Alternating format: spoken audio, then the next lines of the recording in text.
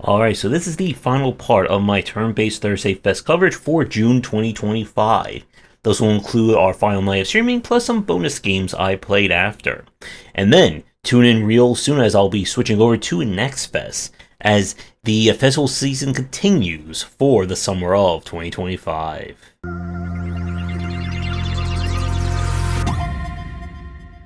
Beginning with Graphite. This is a roguelike RPG where you play the imagination of a child where something bad is going to be happening at the end of the month, and we're going to try and work our way through it through a combination of turn-based fantasy battles. The art style is all meant to kind of evoke pencil drawings by a child. And I do like a lot of the kind of portrait art, and I'm curious to see if they'll update kind of like the character art as the game gets developed. Our combat here is timeline management, as you'll need to set up when to use specific attacks. Each attack can have a wind-up period as well as a cooldown, and you can break an opponent if you do enough damage to them, and you'll build your party out of different fantasy characters. After each fight, you'll be able to equip different passives as well as unlock new skills or upgrade the skills that you have. It's an interesting system, but it does feel a little bit slow to play. And it's one of those games where it's very easy for things to snowball out of control. The enemy dazes you or knocks you out, your character is almost going to be assuredly done, especially considering the amount of damage dazed characters can take. An interesting concept, and one I'm curious to see where it's going to go in the main game. So if you're looking for a very inventive take on a turn-based roguelike, I would give this one a try and see if it works for you. We now go to a very different kind of imagination and wonder with Winnie's Hole. This is from the developer of Ring of Pain, and they're continuing their painful take on deck building roguelike. This time with our not quite Winnie the Pooh, but publicly available version of Winnie the Pooh, who is apparently infested with a parasite that's turning him into ever more versions of John Carpenter's The Thing. So we are going to have to battle our way through the forest to try and figure out what is going on. The gameplay itself is split between the turn-based combat and being able to maneuver the parasite inside Winnie's body. When you maneuver the parasite, you have X amount of kind of tetraminos to play around with. Any squares of resources you hit become a kind of resource that you can use for later battles. Getting enough red and blue cells will allow you to get new mutations, aka new cards that you can get during combat. The further you go down Winnie's Hole, the more resources or the better resources you'll be able to find. And when you get into combat, all your mutations will kind of show up in Winnie's brain, and you'll need to use your tetramino pieces to determine which ones to proc during combat. And this is very important, as the order and the kind of which ones you select will greatly affect how they're going to apply in combat. For instance, one of the mutations allows you to do double damage or double impact on the first thing that you select. So you kind of want that to go off immediately on an attack, or maybe you need more defense. Each one of your virus/parasites has its own build and style of play, and you'll unlock more as you go through the game, and of course win, lose, or whatever. Now, the demo that we're playing is updated for turn-based Thursday Fest for 2025, and I found it to be on the difficult side. It felt like I was not really given enough time or enough pieces to really start to make a game plan. Like with Ring of Pain, the enemies have very specific behaviors and rules. If you learn them, the fights can go by very easily. If you don't learn them or you don't have the right mutations to counter them, you're in for more pain, or Winnie's pain, as you play. And I'm not quite sure if the difficulty is kind of balanced with what you have access to. So if you don't mind a little bit of body horror to go with your publicly domain available Winnie the Pooh, I would give this one a try, and I'm curious to see how the demo and the game will be updated as the game gets further along and when it hits early access. We have a different kind of deck builder up next with Northwind. This, again, may look like your traditional deck building roguelike. You're going to be playing cards using mana each turn. But this game has a very heavy emphasis on offense over any kind of defensive act. So when the enemy goes for an attack each turn, you'll be able to do damage that will kind of cut into that attack. So offense is quite literally the best defense. Any additional damage you do over their base attack is going to be dealt directly to their health bar. Now you do have certain cards that can kind of eat up their health without stopping the attack to begin with. Now with that said, mana is a lot more of an important resource here. It is persistent across each round, and you have cards that specifically will grant you more mana each turn when they are first drawn. The reason why you need this is that the game features a leveling mechanic. Spend enough mana and you'll be able to level up your character up to level 3 for the duration of the battle. At each level, all your cards' status effects or their general impact goes up. That means it becomes easier to deal with the attack threshold and quickly get them down. There are cards or equipment cards you can equip, but they will have level requirements, and then once they're equipped, their effect will remain for the length of the fight. It's a very different take on the deck building formula, and you really do have to kind of rewire your brain if you're used to the games like Slay the Spire, Monster Train, and so on.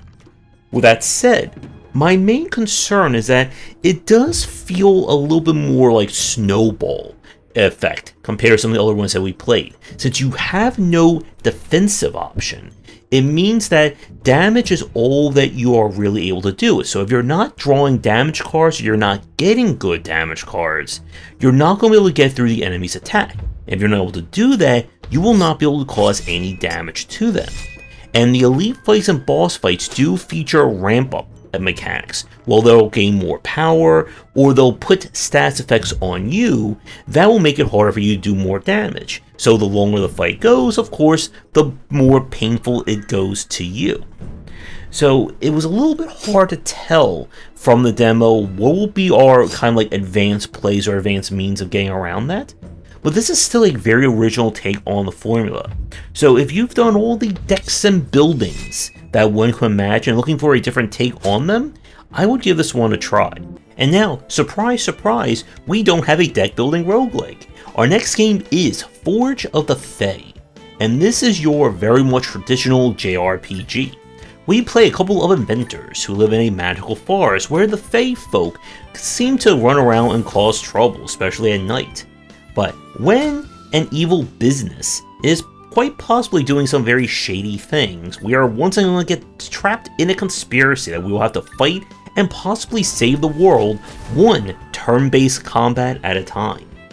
If you've played any JRPG at all, then the basics of the combat should be quite familiar to you. You will have a party of up to 3 members, and you will take turns deciding who you're going to beat up for each fight. The unique element here is that you build up adrenaline as you do damage or take hits during combat, and you can spend adrenaline up to 3 levels for each character on their own special ability. Each character has their own special, which again can be boosted up to 3 times. Another interesting aspect is that by finding crystals in the world, you will be able to modify each character's skills in different ways. Each character corresponds to different elements, and you can attach said elements to a skill to change its properties. So if you have a kind of heavy melee attack and you combine that with earth, you can then maybe turn that into a splash attack. Or you can boost your physical attack and turn it into a fire one, and so on and so forth. And that's going to be kind of where the bulk of the kind of skill customization will come in. Each character, of course, will use different equipment, and you will find that as you explore. My main issue that I have with this one is that it is definitely traditional JRPG design. Enemies will pop up on the map and they will chase you, and combat can be a little bit on the slower side, at least at the beginning, until you start leveling them up and of course getting your skills modified. However, if you are a fan of a good old-fashioned JRPG, then this is definitely one that should be on your radar. So while this one may not be the perfect JRPG for me, as I said, if you have fond memories of the JRPGs of the 16-bit era, then this should be a very easy recommendation, and as of me doing this recording, they completely succeeded in their Kickstarter campaign, so expect a lot more to this game when it is released. And now we go to the crazy Hyper Dungeon Chronicles. This is a, well, very unusual mix of designs. When the king demands a treasure from a multi-dimensional spanning dungeon, we play as a pair of heroes. Like, literally, their names are Hero and Heroine, who want to go in a dungeon for fame, loot, and glory. And we are going to be exploring a lot of very strange floors and being a very wide and wacky assortment of people to do so. The game itself is kind of being advertised as featuring handmade levels, but there is a kind of random factor that each time you start the game, you're in a different dimension, which affects different aspects of it, which we did not get a chance to see during our play of the demo. Each floor you'll be exploring for loot, more loot, and trying to avoid any traps to get said loot. You can play the game on 3 different difficulty settings. There's the one for the story people, one for more puzzle and exploration, and one for the person who just wants to get into fights all the time. Combat here focuses heavily on action commands.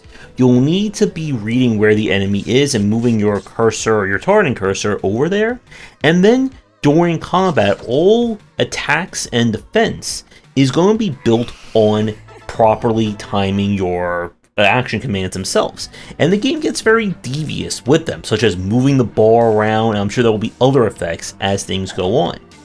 You'll be able to choose from different weapon styles that affect how your character kind of builds up their special meter and what special abilities you get access to. So there's definitely a lot more going on in this one than might meet the eye at first glance. I found this to be very charming and very interesting to see kind of like how far this rabbit hole goes. So this one's definitely for someone who likes your roguelike design with a bit more wackiness to go with it. We now switch over to Through the Thorns and Curses. This is a deck building roguelike that follows in the similar motif of the Hand of Fate series, where the entire world and everything you do is represented by cards on a table. But this one sticks with the kind of turn-based combat rather than a real-time action game to settle things. So your overall goal for each campaign is to complete a specific goal, collect enough gold, get to point A, beat this, etc., within a fixed number of turns. After each combat, you'll be able to acquire new cards, which will then be added into your deck, as well as kind of reward cards that will eat up a spot, although you could just take it to a town and sell it for gold to get more stuff. I'm not quite sure from our demo how involved or advanced the deck building or the card design is going to get. It just kind of felt like throwing as much damage each turn was all that I needed to win. And I didn't get a chance to see if cards can be like upgraded, modified, rule changing things along those lines. It still felt very solid to play, and I am interested to see where things will go in the main game. So, if you enjoy the style of Hand of Fate, but looking for more of a turn-based take on everything, I would give this one a try. And now we switch over to Primal Fray. This is a strategy RPG roguelike, where you play a woman who's trying to fight back against a corporation that's trying to, harvest and destroy the natural home of these lovely creatures called primals. And we're going to battle them on floating islands in order to save the day. The structure here is that you'll acquire new frays after each combat or after different combats, which you can then put into your party. Each fray has different abilities, different stats, etc., and you will need mana or the mana elements that you see in the upper left in order to activate their cards. Each creature will generate their own specific color of mana, and there are abilities and modifiers that can also generate them as well. Now, health is persistent across each battle, so you'll need to be careful with how much damage each character takes until you get to the next healing zone. With each character having their own unique abilities, it does greatly impact what your strategy is going to be on each run. So a flying it character can of course get around the map a lot easier, while you have characters who can push and pull, create things that can then generate damage, and so on and so forth. I love the art style as well. It really kind of evokes like the Sega Genesis style, with its 16-bit graphics. and I was getting into this one. We unfortunately ran out of time on the stream to really give this one like a full run through, but from what I saw, this is a very solid take on a strategy RPG meets roguelike. So if you like controlling creatures and fighting back against capitalism, then I would give this demo a try. And now we go to Inkshade. And the simplest way to describe this one would be Inscription meets a strategy RPG. That's probably going to be enough for a lot of people to check this one out.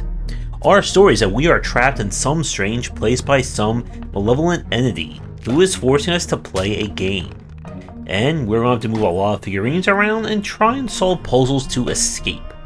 As per kind of the Inscription motif, the game is split between exploring the area, solving puzzles, and collecting bonus resources and figurines, and then going to your board and playing with said figurines in order to get out and move the story along. Now, the combat here is kept relatively basic. Each figurine has different stats associated in terms of health, movement, damage, and as well as resistances. On each map, you are required to either kill all the enemies or get to a exit tile if it does exist. If your figurines are all killed during combat, your run is over. Now, an important distinction is that this is a roguelite, and there's a heavy focus on upgrading or permanently upgrading your figurines. The money or script that you earn through combat and the roguelike mode here can be taken to the parlor and can be spent on adding permanent upgrades, and these are 100% required. For instance, once you start running into enemies who can do 2 hit damage or 2 points of health per hit, your 2 health or less figurines are practically worthless. So there is a focus on persistence, and that may be an annoying factor for people expecting more of the, again, like blank slate approach of the roguelike mode of Inscription. I only had a chance to see a few of the puzzles, and they're definitely going for more like mystery and trying to look around for any and all clues. I found this one to be very interesting. I'm curious how much the roguelike mode is going to matter in the end. And if you've played Inscription, you know why I'm asking that question. Very interesting combination, and one that I do want to see more of. So if you enjoy the mysteries of the game within the game of Inscription and looking for less card playing to go with it, I would give this one a try. And we come to our final game of the showcase with Crush the Industry. You have been hired by Gabe here to work at the greatest video game company on the planet. And just like in real life, you're going to have to fight your way from bottom to top if you want to finally make your own games for a living.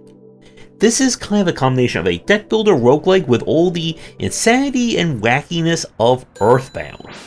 Each floor you must deal with all manner of evil people, such as irate gamers, fanboys and fangirls, and the worst kind of them all, streamers and influencers, in order to rise up in the ranks and try to become the owner of this company.